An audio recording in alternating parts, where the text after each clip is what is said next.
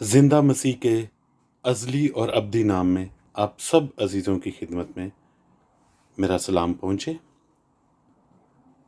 कल से समाजी राब्तों के औराक पर एक वीडियो बहुत ज़्यादा गर्दिश कर रही है, जिसमें एक नौजवान मुसलमान बेटा गैर मुस्लिमों को इस्लाम की दावत दे रहा है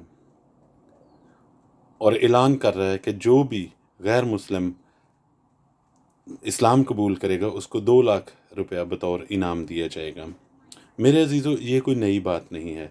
इब्तदाए मसीहत से हमेशा ये कोशिश की जाती रही है कि लोग मसीह के नाम का इनकार कर दें। हुकूमतों ने ये कोशिश की है कि वो मसीहत को जड़ से उखाड़ फेंकें।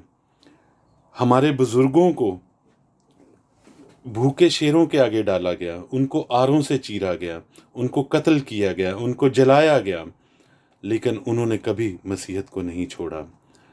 उन बुज़ुर्गों ने हमेशा खुदावंद के कलाम को और मसीह को अव्वल दर्जा दिया। आज मैं बहुत ही ज़्यादा मायूस और दिल गिरफ्ता हूँ अपनी कौम के रवैयों को देखकर।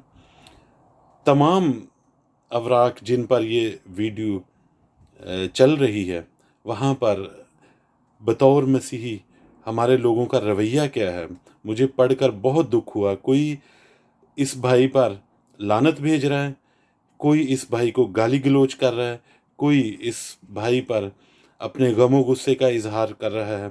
क्या कलाम मुक़द्दस ने हमें यही सिखाया है? क्या हम भूल गए हैं कि कलाम मुक़द्दस में लिखा है कि तुम बरकत के लिए बुलाए गए हो, बरकत चाहो, लानत ना करो?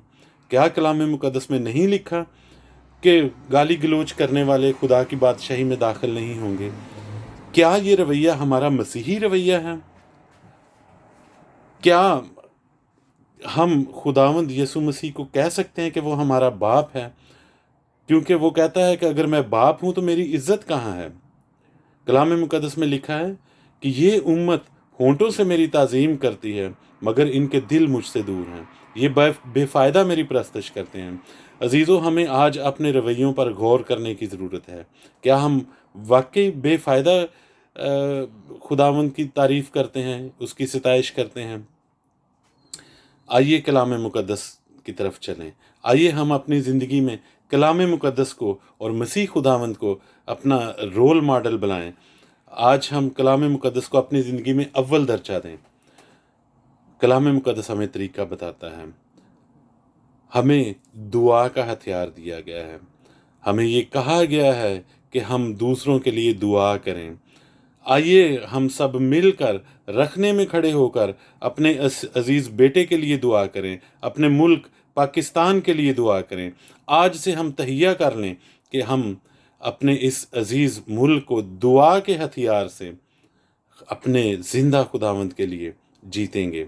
और खुदावंद जो ज़िंदा है, हम उससे दुआ करें कि ऐ बाप, तू अपना चेहरा इन पर जलवागर फरमा।